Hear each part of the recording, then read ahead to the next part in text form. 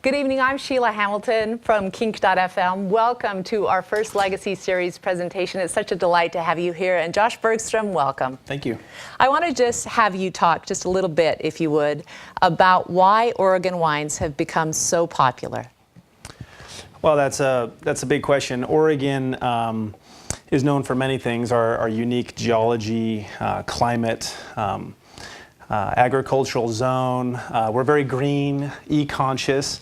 But Oregon Pinot Noir, I think, has really exploded, both Pinot Noir, Chardonnay, Pinot Gris, Riesling. And I think it's not just the wines, I think it's the community, the communal spirit. That's what makes us unique. The growing conditions here are so wet, most of us think about Oregon winters and just shudder. How does that make great grapes? Well, the thing about Pinot Noir and Chardonnay is that it needs a cool climate, and that's what we have. We're sandwiched between the Coast Range and the Cascades. We're in a perfect rain shadow, and unlike Cabernet Sauvignon and Merlot, Syrah, warmer climate varietals, Pinot Noir and Chardonnay actually need those long, cool days, mild temperatures, cold nights. So when you started Bergstrom Wines, you were just out of college. How were you received by some of the other more established winemakers in Oregon? Yeah, very well. Actually, a lot of the pioneering families who started the Oregon wine industry are now some of my best friends, and they welcomed us with open arms because the Oregon wine industry started kind of under adverse circumstances. People were told not to go to Oregon, not to plant grapes. And so it was only through community that we were able to survive some of the tougher years.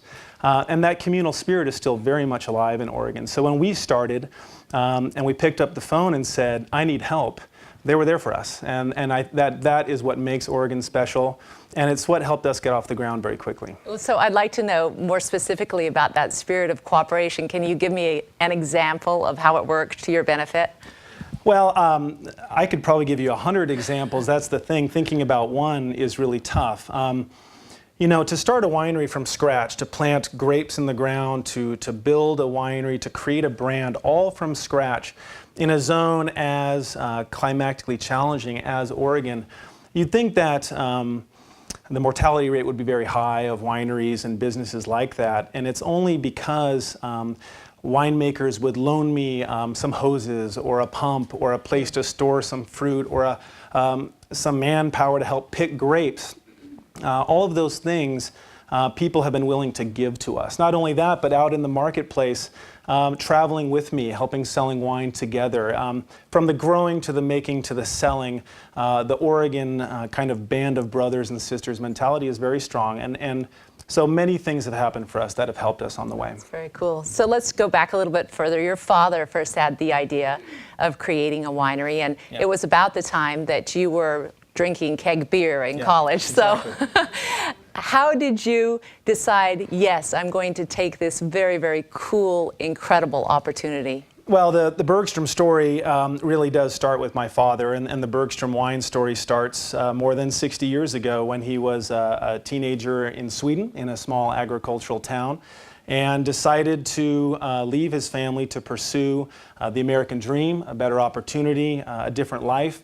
Got on a boat as a teenager, came to America, met my mother, raised a family, became a successful surgeon, both with my mom in medical practice, but wanted to get back to the land, wanted to get back to agriculture, and decided to move from Northwest Portland, where we were raised, out to the Dundee Hills. My father taught me and my 4 siblings, amongst many other things, a very good work ethic. We have a lot of respect for him. So when he asked me to start a wine business with him, it wasn't a no or maybe or yes question. It was yes, absolutely. Even if he had said, I want to be a clam digger, will you do this with me? I probably would have said yes. So I think that joining my parents in this pursuit was paramount, as something I really wanted to do. And at one point you decided to move to Beaune in Burgundy, France, to study winemaking and viticulture. And you also picked up your beautiful wife, Caroline, there. Good work, Josh. I was multitasking, yeah. I'm curious what other things you learned in France beyond the basics of good winemaking. So Burgundy is the birthplace of Pinot Noir and Chardonnay. They've been growing it since Roman times. The Romans are actually the ones who brought the Pinot Noir grape up into what is now Burgundy, France. So when my mom and dad asked me to get all of the education and the experience to run the business, I felt like I had to get the best education I could.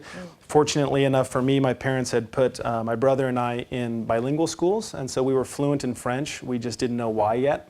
So when the opportunity came up to either go to the University of California, Davis, or Fresno, one of the American institutions, or to actually use my language skills and go to Burgundy, that was an opportunity of a lifetime. And so going to the birthplace of Pinot Noir and studying winemaking from 7th, 8th, 9th generation winemakers who have been doing this for hundreds of years was an honor and a privilege, and I learned a lot of things, most of which being that agriculture is the foundation of what we do. We get a lot of, being winemakers, a lot of people think of it as kind of a rock star lifestyle, or that's so cool, or it's an art, and it's really agriculture. That's what's at the base of what we do is farming.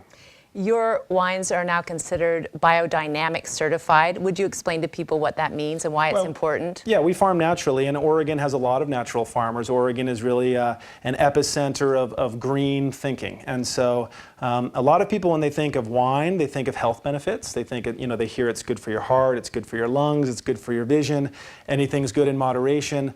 A lot of people don't realize that, again, wine is an agricultural product. So if wine is farmed chemically, that can be bad for you. So we took it upon our vision and our mission statement as a winery very early on to be naturally farmed. So we don't use any pesticides, herbicides, insecticides, systemic fungicides. We don't use any synthetic fertilizers. Everything we do is plant or earth-based.